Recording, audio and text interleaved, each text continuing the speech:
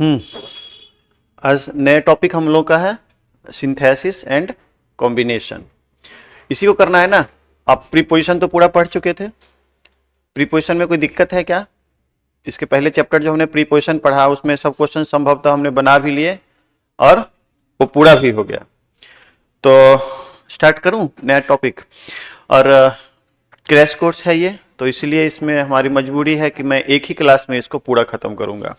और मैं आपको बता दूं कि इससे मुश्किल से 1 से 2 क्वेश्चन पूछे जाएंगे, यानी 1 से 2 नंबर के, मैक्सिमम 2 नंबर, मिनिमम 1 नंबर का। तो इम्पोर्टेंस कितना है आप समझ सकते हैं कि जब 2 नंबर के लिए, तो इसलिए मैं आपको एक क्लास आज दूंगा, इसमें एक ही दिन समय दूंगा। कॉन्सेप्ट बड़ा है, आपको रेगुलर क्लास में अगर आप कभी पढ़े होंगे तो मैं काफ़ी लंबा टाइम लेता हूँ, 1 आध सप्ताह 10 दिन लगभग इसको पढ़ाने में लगते हैं, लेकिन इसमें थोड़ा आपको कम टाइम मिलेगा। यानी आज ही इसका क्वेश्चन आंसर भी करना है और आज ही इसके थ्योरेटिकल फॉर्म भी, जो रूल्स रेगुलेशन है उसके कॉन्सेप्ट को भी आज ही समझना है। ठीक है, आप लोग तैयार है ना? तो हम इसको पहले पीडीएफ को बंद कर लेते हैं और हम मेन कॉन्सेप्ट पे आ जाते हैं। और वो हमारा मेन कॉन्सेप्ट है जो मैं आपको पढ़ाऊं कि क्लाउज क्या होता है, what do you mean by clause. पहले हम क्लाउज को समझेंगे और क्लाउज के बाद उन क्लाउजेस को किस तरह से कंबाइन करते हैं। सिंपल सेंटेंस क्या होता है, कंपाउंड सेंटेंस क्या होता है, कॉम्प्लेक्स सेंटेंस क्या होता है, कंपाउंड, कॉम्प्लेक्स अथवा मिक्स्ड सेंटेंस क्या होता है, इन सब पे बात करेंगे। और उसके बाद सबको कंबाइन करेंगे, that is the form of combination, वही कॉम्बिनेशन होता है। तो वी शुड स्टार्ट। मैं यहां से स्टार्ट करूं आपको। फर्स्टली क्लाउज क्या होता है, what do you mean by clause. Clause किसको कहते हैं? CLAUSE, clause. The Hindi meaning of clause is उपवाक्य। उपवाक्य इसको कहते हैं हिंदी में, या फिर इसे वाक्यांश भी कहते हैं, है ना। और मैंने ये हिंदी शब्द क्यों लिखा इसका मतलब समझिए। यहां एक शब्द लिखा हुआ वाक्यांश, यानी वाक्य का अंश, यानी वाक्य का भाग। यानी कि क्लाउज एक वाक्य का भाग होता है जिसमें कम से कम एक सब्जेक्ट और एक फाइनाइट वर्ब होते हैं। अगर आप सामान्य डिफिनेशन इसे देखें तो इसका यह मतलब हुआ कि clause is a part of sentence which has at least one subject and one finite verb of its own। जिनके पास, यानी वाक्य के उस भाग के पास एक सब्जेक्ट और एक फाइनाइट वर्ब होता है। अब फाइनाइट वर्ब किसको कहते हैं उसको समझना है। तो यानी मैंने आपके क्लाउज को डिफाइन जब किया तो क्या बोला, क्लाउज में एक सब्जेक्ट, वन सब्जेक्ट होना चाहिए। अब बिना सब्जेक्ट का कोई सेंटेंस नहीं होगा, ये निश्चित है। तो एक सब्जेक्ट होना चाहिए, अब प्लस कम से कम one finite verb. One finite verb, one finite verb in the sense ये कि उस सेंटेंस में एक से ज्यादा फाइनाइट वर्ब है, इससे लेना देना नहीं है, लेकिन इस सब्जेक्ट के लिए फाइनाइट वर्ब होना चाहिए। और फाइनाइट वर्ब अगर सामान्य भाषा में समझना चाहते हैं तो इसको समझिए कि जो सब्जेक्ट का कहना मानता है। कहना मानना का मतलब क्या हो गया, जो सब्जेक्ट के अनुसार चलता है, जो सब्जेक्ट के अनुसार डिसिप्लिन्ड होता है, अनुशासित होता है, उसके द्वारा इफेक्टेड होता है। जैसे मैं आपको बोलूं कि यहाँ पर आई लिखते हैं तो आई एम ए बॉय लिखते हैं ना। अब आप बताइए क्या हम यहाँ पे आई के साथ आर लिख सकते हैं क्या? आई आर ए बॉय अगर लिखेंगे तो क्या ये वाक्य गलत नहीं होगा? ऑब्वियसली गलत होगा। क्यों? क्योंकि ये आई के अनुसार डिसिप्लिन्ड नहीं है। यानी आई के अनुसार अगर हम आर लगाते हैं तो ये गलत होता है और ये सही होता है। दैट मीन्स कि एम एक फाइनाइट वर्ब हो गया। समझ में आया मेरी बात? फाइनाइट वर्ब किसको कहते हैं? जो सब्जेक्ट के अनुसार चलता है, जो सब्जेक्ट के अनुसार डिसिप्लिन्ड होता है या इससे प्रभावित होता है। जो नहीं प्रभावित होता है, जो नहीं डिसिप्लिन्ड होता है, उसको नॉन फाइनाइट कहेंगे। जैसे आई एम टू गो, इसका अर्थ हो गया मैं जाने वाला हूं। ठीक है, आई एम टू गो। लेकिन अगर हम लिखते हैं यहां पे ही इज टू गो, अब आप गौर करेंगे कि आई था तो एम हुआ, लेकिन ये जैसे ही बदला इसका नंबर और पर्सन बदल गया। इसका कौन सा नंबर है? ये सिंगुलर नंबर है और ये भी सिंगुलर नंबर है। इसका पर्सन कौन सा है? First person. ये कौन सा है? Third person. यानी कि पर्सन के बदल जाने से एक ऐसा सब्जेक्ट था, सब्जेक्ट के पर्सन बदलने से एक ऐसा वर्ब था जो बदल गया। एम बदल गया इज में, लेकिन एक ऐसा वर्ब भी था जिसमें कोई परिवर्तन नहीं हुआ। क्यों? क्योंकि ये इसका कहना नहीं माना। आप कुछ भी रहो, हम अपने जगह पे हैं। यानी जो कहना मान गया फाइनाइट, और जो कहना नहीं मानता है उसको नॉन फाइनाइट। इतना तो सामान्य भाषा में समझ में आया होगा। हालांकि मैं इसे इंग्लिश में डिफाइन करता हूं, लेकिन अगर आप सामान्य भाषा में समझ जाते हैं पहले, तो इंग्लिश में सुनना थोड़ा इजी हो जाता है, according to my perception. Finite verb क्या होता है और नॉन फाइनाइट वर्ब क्या होता है? What are the differences between finite and non finite verb? Finite verb, it is a verb which is disciplined by the number, person and tense of the subject, and tense of the subject.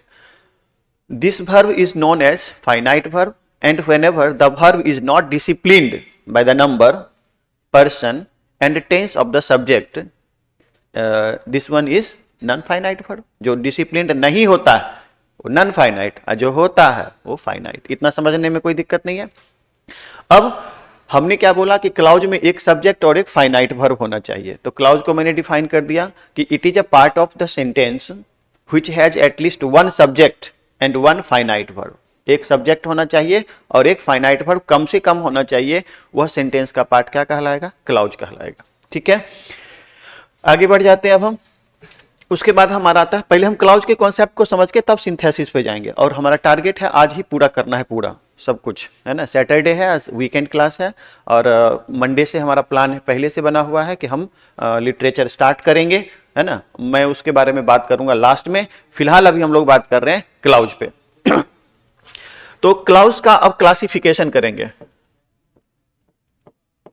Classification of clause. Classification का मतलब होता है बांटेंगे इसको, हम वर्गीकरण करेंगे। Classification of clause, clause को हम बांटेंगे। तो मेनली ना इसे दो ही टाइप से बांटते हैं।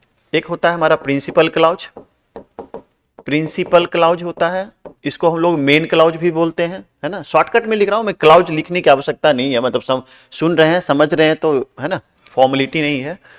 तो और दूसरा होता है सबऑर्डिनेट क्लाउज। सबऑर्डिनेट, सॉरी ऐसे नहीं लिखिए, सबऑर्डिनेट, सबऑर्डिनेट क्लाउज और प्रिंसिपल क्लाउज। इसको हम लोग रिलेटिव क्लाउज भी कहते हैं, इसको हम लोग डिपेंडेंट क्लाउज भी कहते हैं, इसको हम लोग मेन क्लाउज भी कहते हैं, इसको लेक्सिकल क्लाउज भी कहते हैं, प्रिंसिपल क्लाउज भी कहते हैं। अलग अलग नाम है, इसका आपको कोई लेना देना नहीं है, मेन लेना देना है। ये दो पार्ट होते हैं क्लाउज के। किसके? अभी हम लोग बात कर रहे हैं किसके? क्लाउज के। यानी क्लाउज के दो फॉर्म होते हैं। अब मेनली दो ही होते हैं, तो अब इस दोनों को पहले समझ लेते हैं। प्रिंसिपल क्लाउज किसको कहते हैं? प्रिंसिपल क्लाउज कहते हैं, शुद्ध हिंदी में पहले समझिए, फिर लास्ट में हम एक बार इंग्लिश में उसको बोलेंगे। प्रिंसिपल क्लाउज कहते हैं जो अपने अर्थ की पूर्णता के लिए किसी अन्य क्लाउज पर निर्भर नहीं करता है, यानी जो अपना स्वयं अर्थ रखता है, दूसरे पर निर्भर नहीं करता है, उसको क्या कहते हैं? Principal clause. दूसरा है सबऑर्डिनेट क्लाउज, यानी कि ये वाक्य का एक ऐसा भाग होता है जो अपने अर्थ की पूर्णता के लिए किस पर निर्भर करता है? प्रिंसिपल क्लाउज पर निर्भर करता है। ये सब जानकारी आपको पहले से भी होगी, मैं कोई नया नहीं बता रहा हूं, ये आपको पहले से पता होनी चाहिए। तो प्रिंसिपल क्लाउज और subordinate clause. But two more clauses, दो और क्लाउज होता है जिसका नाम है कोऑर्डिनेट क्लाउज, कोऑर्डिनेट क्लाउज, है ना, और एक होता है पेरेंथेटिकल क्लाउज, पेरेंथेटिकल क्लाउज। अब इसके बारे में भी थोड़ा जानकारी ले लीजिए। कोऑर्डिनेट क्लाउज क्या होता है? इट हैज सेम रैंक और order, it has same rank और ऑर्डर एज प्रिंसिपल क्लाउज और मेन क्लाउज। यानी कि ये प्रिंसिपल क्लाउज की तरह ही होता है, यानी but it also depends on principal clause to get its specific meaning, यानी अपने विशेष अर्थ की पूर्णता के लिए यह किस पर निर्भर करता है? प्रिंसिपल क्लाउज पे। ठीक है, मैं सबके बारे में कहानी से भी समझाऊंगा, आपको समझ में जरूर आ जाएगा। फिर सबको हम एक बार इंग्लिश में कर लेंगे, तब एक बार समझ में आ जाएगा, फिर हम लोग सेंटेंस को पढ़ेंगे। अब आते हैं पेरेंथेटिकल क्लाउज पे। पेरेंथेटिकल क्लाउज क्या होता है? What do you mean by parenthetical clause, है ना। ये बनता है पेरेंथेसिस से। पेरेंथेसिस किसको कहते हैं? सब्स्टिट्यूट जिसको, जैसे सपोज दैट हम लिखते हैं इंडिया, इंडिया लिखते हैं, अब ब्रैकेट में क्या लिख देते हैं? भारत। तो ये क्या होगा? हमारा पेरेंथेसिस साइन हो गया, पेरेंथेटिकल, यानी कि जो इंडिया है वही भारत है ना। तो पेरेंथेसिस इसी से बनता है पेरेंथेटिकल। मतलब क्या हुआ सो सुनिए। सपोज दैट, अभी मैंने बोला सपोज दैट, है ना, सपोज दैट अभी बोला था ना मैंने थोड़ा देर पहले। जैसे मैं हिंदी में बात करूं पहले, ईमानदारी एक सर्वोत्तम नीति होती है। फिर मैं बोलता हूं कि ईमानदारी जो है ना वो सर्वोत्तम नीति होती है। तो अभी जो बोला मैंने जो है ना, उसका कोई इंपॉर्टेंस है इस वाक्य में? आप बहुत लोगों को देखते होंगे, खासतौर पे सेलिब्रिटी लोगों को देखते हुए इंग्लिश और हिंदी मिला के बोलते हैं, तो you know it's very fantastic ball, ऐसा करके यू नो करके बोलते हैं। तो यू नो जो बोलते हैं यानी मतलब क्या होगा कि ठीक है ना, जैसे हम क्लास में बोलते हैं ठीक है ना, समझ गए ना, हो गया ना, है ना, ये जो है ना, तो जो है ना, these are the types of parenthetic. Parenthetic का सब पार्ट हुआ, पेरेंथेटिक का फॉर्म हुआ, यानी कि इसी को सब हम लोग पेरेंथेटिकल क्लाउज बोलते हैं। जैसे हम बोलते हैं it may rain today, I think it may rain today, मुझे लगता है कि आज वर्षा होगी। तो मुझे लगे चाहे नहीं लगे, वर्षा होना है तो होगी, तो मुझे लगता है इट्स अ पेरेंथेटिकल क्लाउज, जिसमें I know, we know, I suppose, we suppose, I think, ये सब क्या हो गया? Parenthetical clause. ठीक है, इसका क्लाउज से कोई लेना देना नहीं है। अब मैं आपको एक स्टोरी समझाता हूं और उसके बाद हम लोग बाहर आ जाएंगे इससे। सपोज दैट ये एक मैं इस चारों क्लाउज को आपको एक बार में समझने के लिए, ये क्या है, एक घर है, ठीक है, इसमें क्या है, एक फादर है, ये इनका एक बेटा है, ठीक है, इनका एक भाई है। ठीक है, मैं शॉर्टकट में थोड़ा करता हूं। अब ये बताइए, इनको अगर कोई खर्च, इनको रेस्टोरेंट में खाना खाने का मन करेगा, ये फादर है ना, ये फादर हैं, इनको रेस्टोरेंट में खाना खाने का मन करेगा तो किसी से पैसा मांगेंगे? बड़ा है ना, घर का मालिक है ये, तो यानी क्या हुआ, अपने अर्थ की पूर्णता के लिए किसी पर निर्भर रहा नहीं रहा, ये हो गया main clause. Is it clear? अब ये बेटा है, इनका बेटा है ये, तो इसको अगर सिनेमा देखने का मन होगा, रेस्टोरेंट में खाना खाने का मन होगा, तो किस पे पैसा मांगेंगे? इससे मांगेंगे ना कि इससे मांगेंगे, ये तो अलग है, पिताजी से मांगेंगे पैसा। यानी क्या हुआ, ये अपने अर्थ की पूर्णता के लिए किस पर निर्भर करेगा? मेन क्लाउज पे। तो ये हो गया सबऑर्डिनेट क्लाउज, ठीक है, ये हो गया हमारा मेन क्लाउज, और ये क्या हो गया? Coordinate clause. क्यों?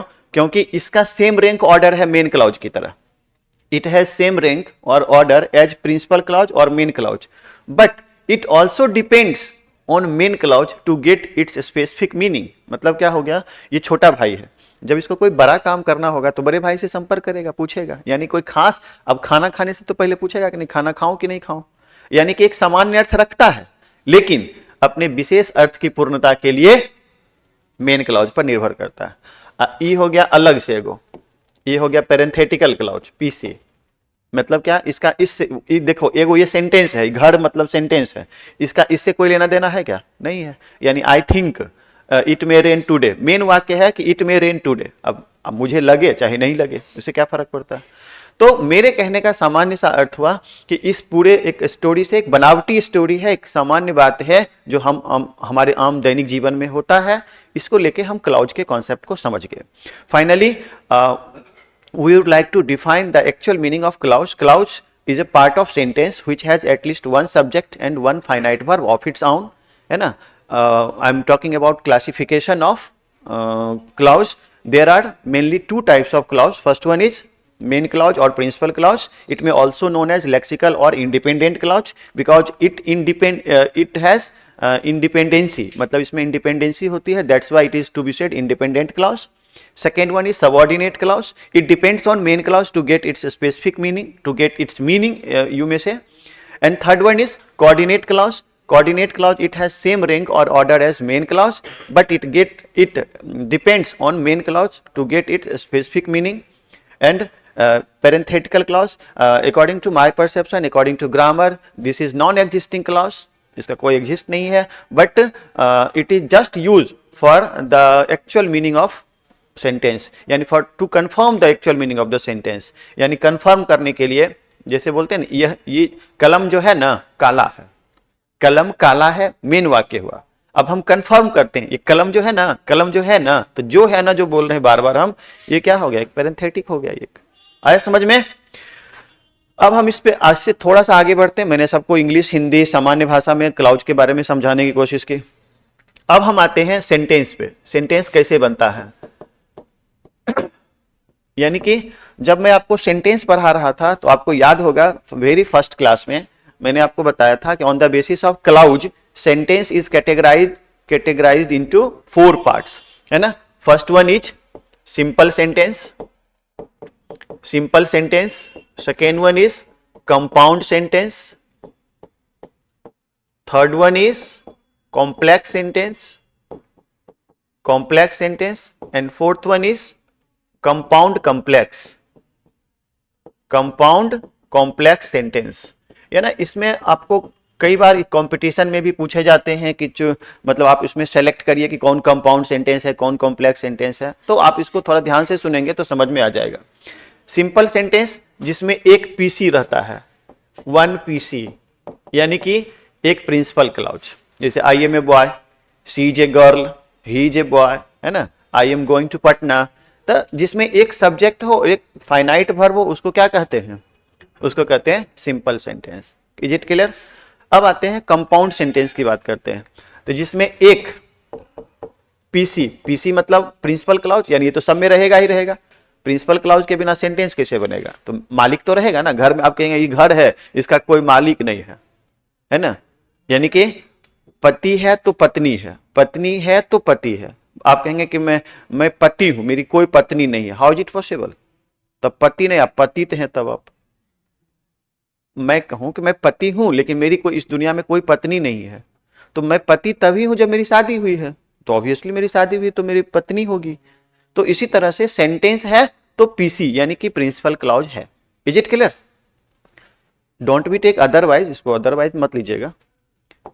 अब प्लस इसमें एक पीसी के अलावा एक सीसी, कम से कम सीसी बोले तो coordinate clause, and coordinate clause coordinating conjunction से शुरू होगा, जैसे एंड, और, बट, आइदर और, neither nor, as well as, not only but also, these are coordinating conjunctions, है ना। तो एक पीसी के साथ साथ एक सीसी। और कॉम्प्लेक्स सेंटेंस में कम से कम एक पीसी के साथ साथ एक कम से कम एससी। एससी बोले तो सबऑर्डिनेट क्लाउज। ये फॉर्मूला आपको याद रखना पड़ेगा। हालांकि मुझे इस बात का दुख है कि आपको अच्छे तरीके से समझ नहीं आ रहा होगा, और मैं आपको समझा भी नहीं पा रहा हूं अच्छे तरीके से, क्योंकि टाइम बहुत कम है ना। अब अंदाजा, अब मुझे ये बताना चाहिए था कि कोऑर्डिनेटिंग कंजंक्शंस कौन कौन होते हैं, उसके प्रैक्टिस होने चाहिए थे, सबऑर्डिनेटिंग कंजंक्शंस कौन कौन है, लेकिन चूंकि लैक ऑफ टाइम होता है तो आप समझ सकते हैं इस बात को। अब इसमें क्या करेंगे, जैसे एक वन पीसी है तो एक पीसी तो ले लिए, कम से कम एक पीसी। और उसके बाद देखो सीसी, तो कम से कम एक सीसी और कम से कम एक एससी। तो आप गौर करना, पीसी, सीसी और एससी सबको मिला दिए, यानी इसलिए इसको क्या कहेंगे? मिक्स्ड भी कहते हैं, मिक्स्ड सेंटेंस भी इसे कहा जाता है। आया समझ में? अब इसी तरह से हम मिलाएंगे, बस दो सेंटेंस को मिलाएंगे। हालांकि जब मैं अब क्वेश्चन शुरू करने वाला हूं, हमारे पास आधा घंटा समय है और हम क्वेश्चन को अब बनाना शुरू करेंगे इस कॉन्सेप्ट के बाद, तो आपको लगेगा कि सर अभी तक जो पढ़ा है ना उसका कोई फायदा नहीं मिला, है ना। क्योंकि आपको इसका फायदा तभी मिलेगा जब आप इसे विशेष तौर पे जानते, इसका प्रैक्टिस करते, तब इसका आपको पूर्णतः फायदा मिलता है। लेकिन मजबूरी है, अभी समझ रहे हैं तो हम सीधे क्वेश्चन पे आते हैं। इस कॉन्सेप्ट को समझने में किसी को परेशानी? फिलहाल अगर कुछ क्वेश्चन है तो आप बोलिए, नहीं तो मुझे आगे बढ़ना पड़ेगा। और सीधे हम आ जाते हैं क्वेश्चन पे, है ना। इधर उधर की बात ना करके क्वेश्चन पे आ जाते हैं, ताकि आपको एहसास हो कि किस तरह के प्रश्न पूछे जाते हैं और कैसे प्रश्न को सॉल्व करना। Is it clear?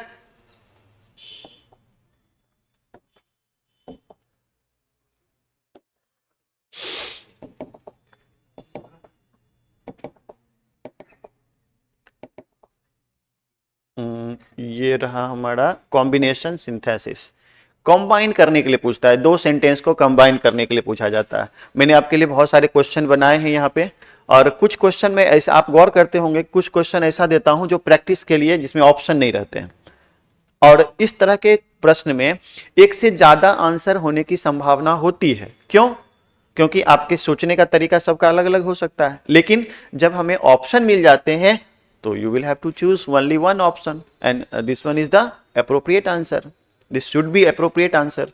तो अभी मैंने आपको क्वेश्चन दिया है यहाँ पे, आई थिंक 40 के आसपास या 30 के आसपास, 30 के आसपास है। उसके बाद हमेशा की तरह मैंने एमसीक्यू सेट किए हैं, और वो एमसीक्यू क्वेश्चन रहता है हमेशा वो पूछा हुआ वाला जो रहता है, question bank, on the basis of question bank रहता है। आप गौर करेंगे यहाँ लिखा हुआ भी है, बेस्ड ऑन क्वेश्चन बैंक। तो बीएसईबी है ना, Bihar secondary school examination board 2021 में पूछा, 21 में फिर 2 क्वेश्चन पूछा था।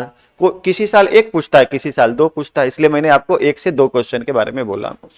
तो आपको ढेर सारा क्वेश्चन यहाँ पे है जो कल हमने भेजा भी था। 7 क्वेश्चन इसमें है, 30 क्वेश्चन उसमें है, टोटल क्वेश्चन 37 है और टोटल क्वेश्चन को अभी हमें सॉल्व करना है। Are you ready guys? हाँ तो बोलिए। मतलब सो रहे हैं बस, ठीक है सर, जो करना है सर, खाली 8 बजा दीजिए अब किसी तरह से, उसके बाद से हम भी अपने घर, आप भी अपने घर, है ना। इतने मतलब निष्क्रिय नहीं होइए। मैं तो सिर्फ आपके लिए 1 महीने 1.5 महीने का आपका हमारा साथ यहाँ पे मिला, लेकिन मैं आपको एक मतलब जो रेजाए ओढ़ के जो लोग मोटिवेशनल सुनते हैं ना स्पीच, उससे कोई फायदा नहीं होता है।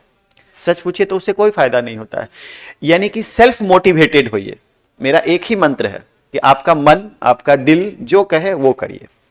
वो रजाए ओढ़ के जो अंदर में देखते हैं ना मोटिवेशन वाला स्पीच, उससे कोई फायदा नहीं होता है।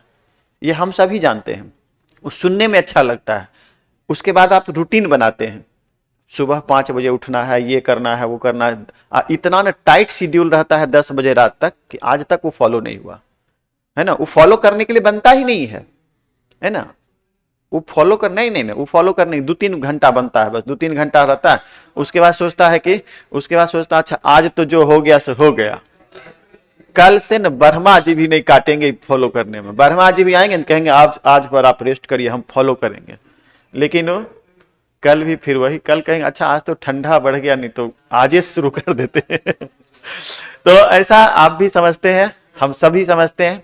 सेल्फ मोटिवेटेड होइए। आप अपने आप से पूछिए कि व्हाट शुड आई डू, मुझे क्या करना चाहिए। और जो जवाब मिले ना, अभी अगर जवाब आपका मन कहता है कि सोना चाहिए, तो निश्चित तौर पे आप सोइए ऑटोमेटिकली। आप मेरी बात सुनिए, अगर आपका मन कहता है कि अभी खेलो, अभी सिनेमा देखो, जो मन कहता है ना, अब आप विश्वास करना, मेरी बात पर विश्वास करना। मैं बहुत बड़ा मोटिवेशनल स्पीकर नहीं हूं, लेकिन एक मेरी बात हमेशा याद रखना, अगर आपका मन हमेशा हमेशा कहते रहे कि आप आराम करो, रेस्ट करो, खेलो कूदो, एंजॉय करो, ये करो वो करो, एक समय ऐसा आ जाएगा, है ना, जब आपका मन ही कहेगा कि नहीं अब हो गया, अब पढ़ो, अब कुछ करो इस दुनिया। क्योंकि ये जो हमारा मन जो है ना, ये सिर्फ हम ही को नहीं देखता है, पूरी दुनिया को देखता है।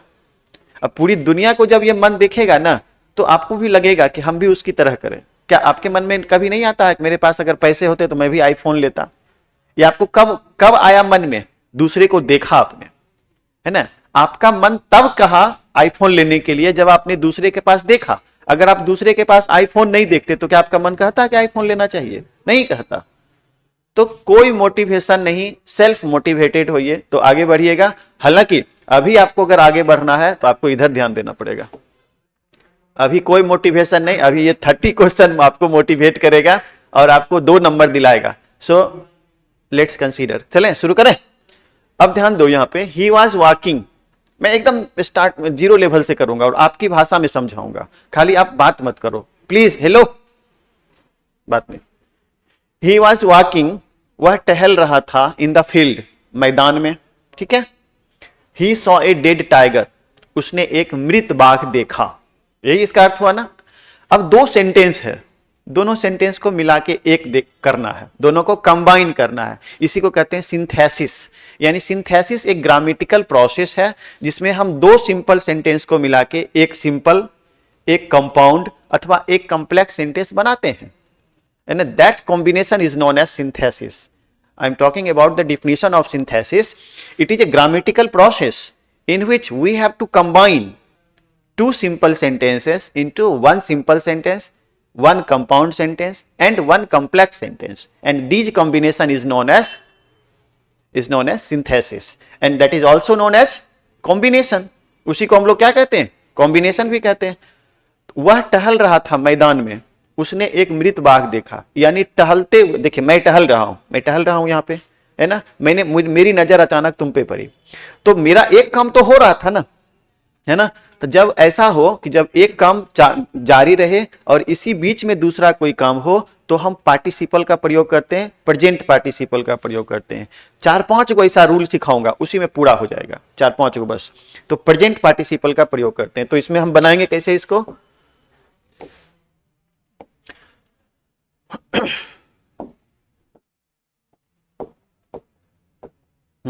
इसको हम बनाएंगे कैसे? तो वॉकिंग एक दो मैं बना दूंगा, उसके बाद आपको करना होगा। वॉकिंग इन द फील्ड, आप गौर करना, इसको ऐसे बनाएंगे, walking in the field he saw a dead tiger. नहीं बना? इसका मतलब क्या हो गया? फील्ड में टहलते हुए उसने एक बाघ देखा, है ना। जैसे मैं कहूं कि मैंने उसे देखा, वह रोड पार कर रहा था, तो मैंने उसे रोड पार करते हुए देखा, दोनों को मिला दिए बस। यानी दोनों सेंस एक में हो जाना चाहिए, यानी दो अलग अलग, ये अलग अलग है सेंटेंस है। अब इस दोनों को अगर हम किसी कंजंक्शन की सहायता से अथवा बिना किसी कंजंक्शन से मिला देते हैं, जब बिना कंजंक्शन से मिलाते हैं तो वही प्रेजेंट पार्टिसिपल, परफेक्ट पार्टिसिपल इत्यादि का प्रयोग करना पड़ता है। अब हम दोनों को मिला दिए तो अब ये एक सेंटेंस बन गया ना, आया समझ में कि नहीं?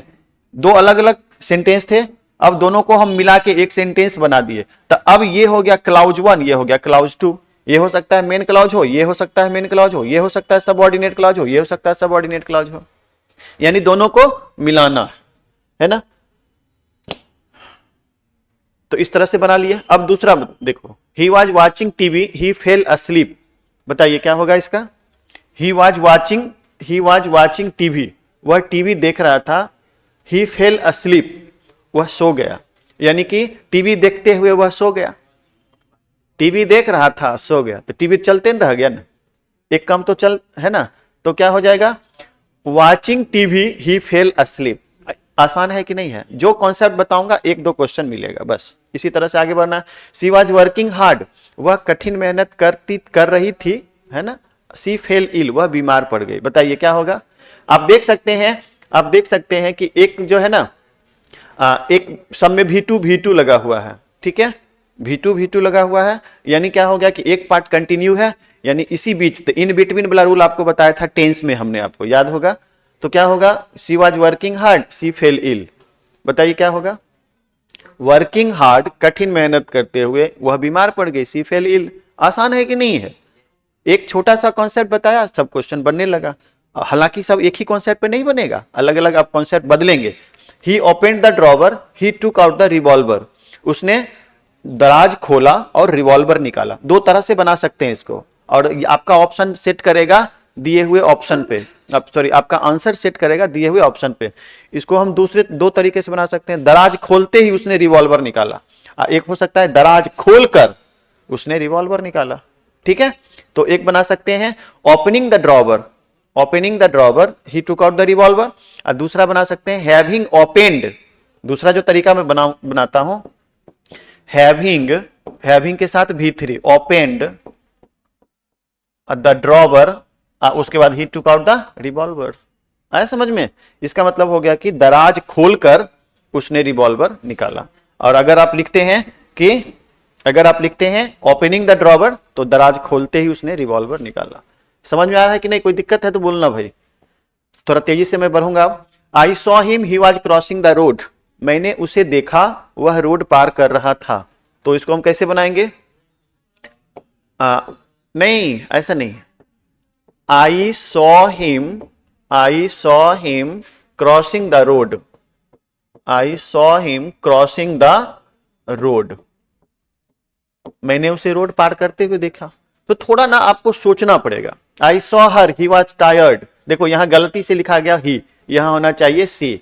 मैंने उसे देखा वह थकी हुई थी, यानी कि मैंने उसे थका हुआ देखा। तो क्या लिखेंगे यहां पर? I saw her tired। आपको ना ऑटोमेटिक ऑप्शन में मिलेगा, जिसका प्रमाण आपको अभी क्वेश्चन पे मिलेगा भी, जो 7 क्वेश्चन हमने एमसीक्यू दिए। चलो तेजी से बनाओ। ही टुक ब्रेकफास्ट, उसने ब्रेकफास्ट किया। He went to the office, वो ऑफिस गया। इसको देखो दो तरीके से नहीं बना सकते, एक ही तरीके से। इसको अगर हम बनाए टेकिंग ब्रेकफास्ट, थोड़ा ध्यान से सुनना, मजेदार है। Taking breakfast he went to the office, तब क्या हो गया? नाश्ता करते हुए वह ऑफिस गया। मैंने नाश्ता भी कर रहे हैं, रोल ले लिए और ऑफिस जा रहे हैं। ये होगा, सही होगा। लेकिन अगर आप बनाएंगे हैविंग टेकन ब्रेकफास्ट,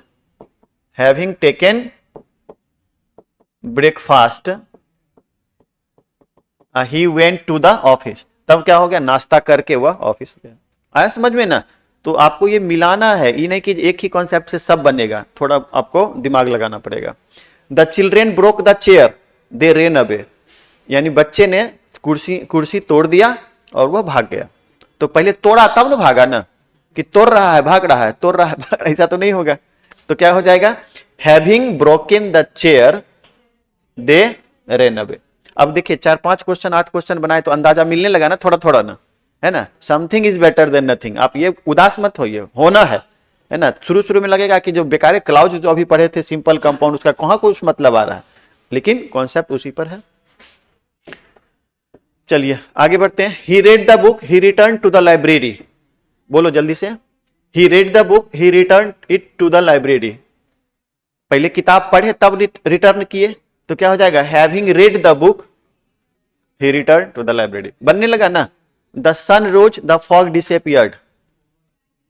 नहीं, गड़बड़ हो गया। यहां गड़बड़ क्यों हो गया, क्योंकि कॉन्सेप्ट बदल गया है। यहां पर देखो ध्यान से, इसमें क्या था और इसमें क्या है, दोनों में अंतर क्या है। इसमें देखो दोनों एक ही सब्जेक्ट था। वह किताब, उसने किताब पढ़ा और उसने लाइब्रेरी को रिटर्न कर दिया, तो दोनों एक ही था ना। लेकिन आप गौर करना, यहां दोनों अलग अलग है। इसको कहते हैं नॉमिनेटिव एब्सोल्यूट, है ना, अलग अलग। तो इसलिए इसको हम बनाएंगे द सन हैविंग रीजन। जहां पर आप हैविंग रीजन दे रहे थे ना, राइज रोज रीजन होता है ना, वहां पे हम इस सब्जेक्ट को अब दे देंगे।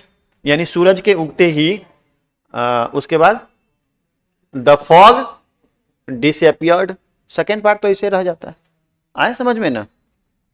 The leader was killed. अब थोड़ा सा फिर अंतर है इसमें। The leader was killed, Netaji मारे गए, पैसिव वॉइस में है। द फॉलोवर्स रेन अवे, उनका जो चेला चपाटी था, फॉलोवर्स अनुयायी, वो भाग गया। जनरली होता भी ऐसा ही है। The leader was killed, the followers rain away. तो क्या हो जाएगा, आप कोई बना सकते हैं इसको, कोई बनाइए। मैं इसको पैसिव में कैसे बनाऊंगा आप देखना इसको। Having been killed, having been killed. आपको याद होगा कि बीन प्लस V3 में बदल देते हैं पैसिव को, पैसिव में। तो हैविंग बीन किल्ड, ठीक है, कॉमा द लीडर, सॉरी रुक जाइए, किल्ड गड़बड़ हो गया, पहले लीडर को दिए नहीं, है ना।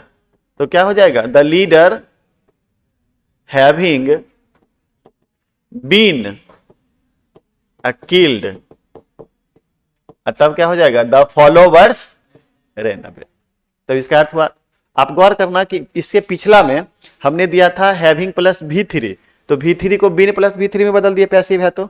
और फॉग वाला जो एक एग्जांपल था नहीं था, द सन वाला, तो उसमें 2 सब्जेक्ट था, तो दोनों सब्जेक्ट को हमने मेंशन भी किया था। खाली उसमें और इसमें अंतर है, वो एक्टिव में था और ये पैसिव में। He sold his house, he had to pay his debt. बताइए, उसने अपना घर बेच दिया, उसे अपना डेट कर्जा चुकाना था। तो बताइए क्या होगा, यानी उसने कर्जा चुकाने के लिए अपना घर बेच दिया।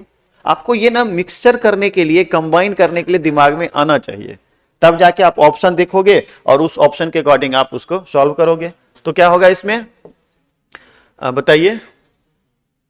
ही सोल्ड हिज हाउस, उसने अपना घर बेच दिया, उसने अपना घर बेच दिया किसके लिए, तो to pay his dates, DEBTS, dates माने कर्जा, यानी कर्जा चुकाने के लिए उसने अपना घर बेच दिया। तो ये जो प्रैक्टिस हो रहा है ना, इसी प्रैक्टिस के आधार पे आपको ऑप्शन जब मिलेगा तो आप वहां पर सेलेक्ट करोगे कैसे बनाना। She came here, she wanted to meet you. बताइए, वह यहां आई, she wanted to meet you, वह तुमसे मिलना चाहती थी। अब बनाइए, कोई भी प्रैक्टिस करें।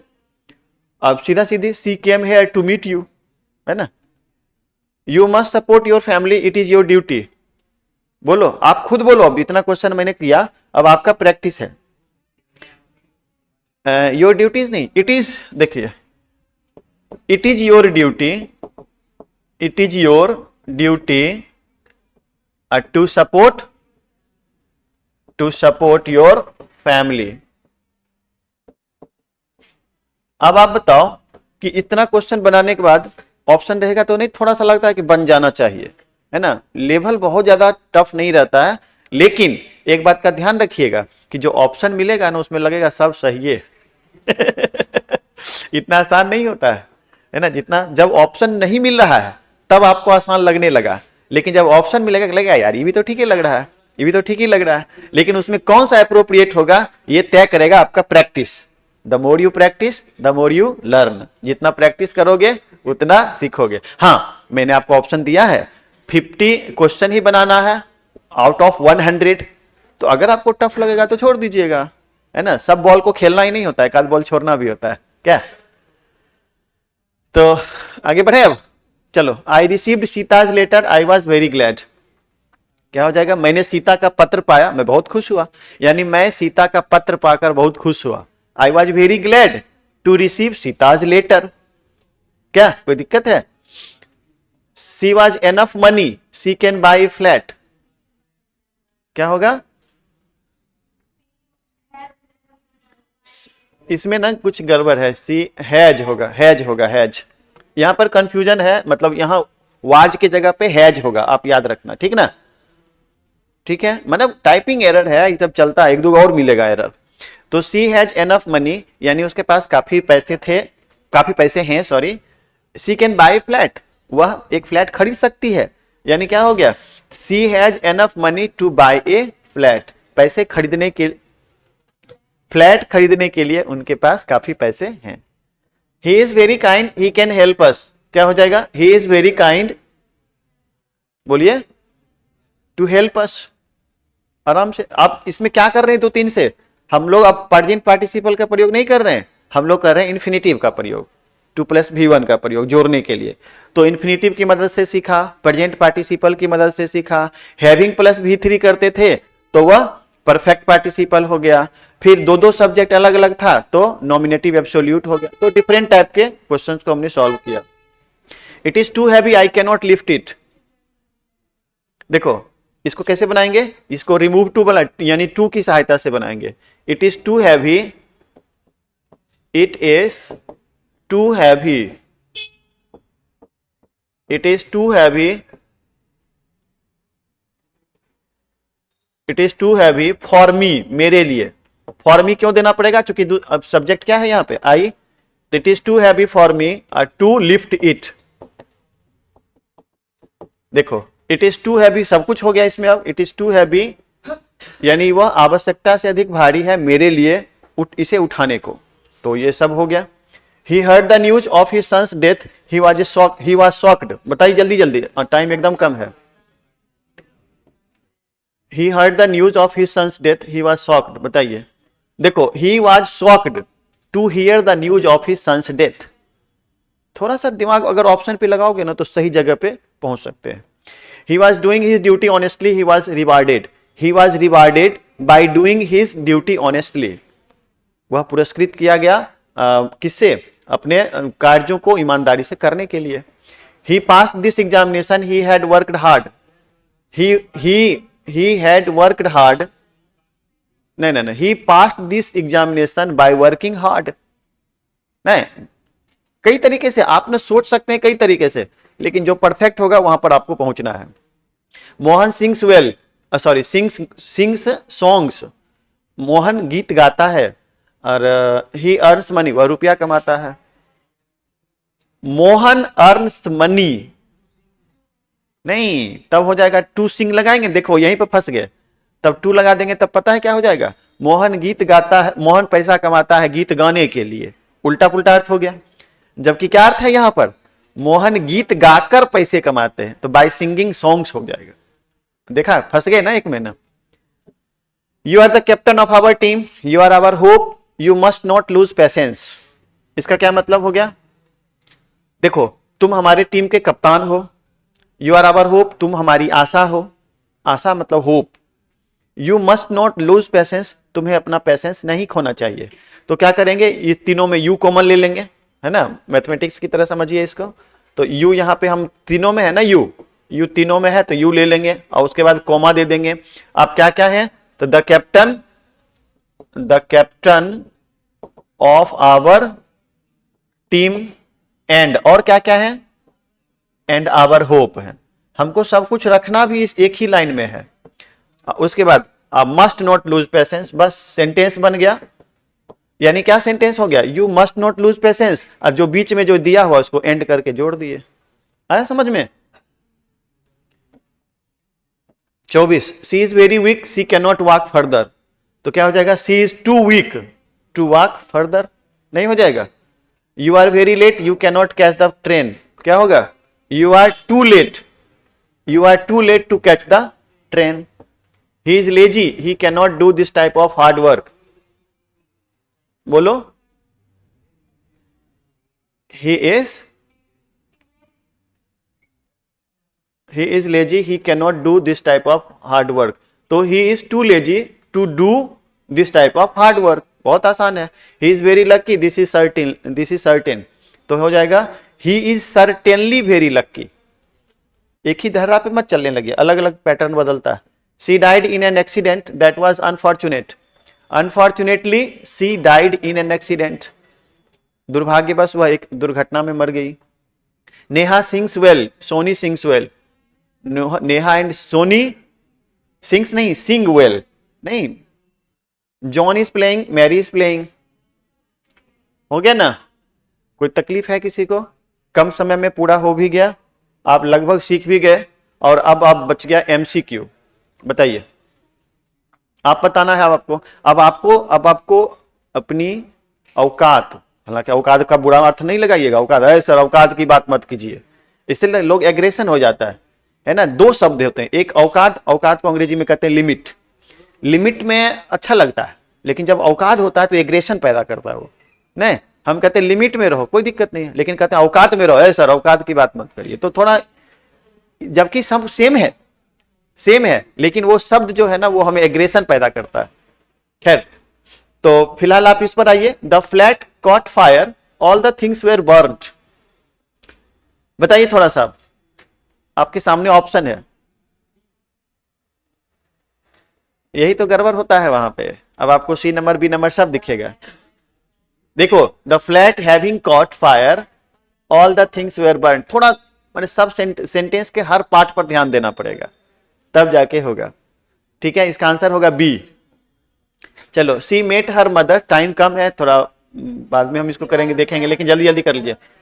सी met her mother, she was glad to meet her mother, she was glad, नहीं, ए नंबर होगा, दूसरा का ए होगा। तीसरा, it may rain, we will get wet, आपको मैंने बताया था ये चीज, if it rains we will get wet, आपको मैंने बताया था कंडीशनल सेंटेंस में एक पार्ट प्रेजेंट होता है, एक पार्ट फ्यूचर होता है, और पहला पार्ट प्रेजेंट जो सबऑर्डिनेटिंग कंजंक्शन से जुड़ा हुआ क्लॉज होगा वह होता है प्रेजेंट में। तो if it rains we will get wet, तो 3 का होगा सी।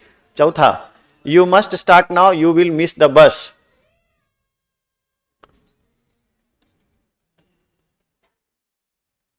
बोलिए।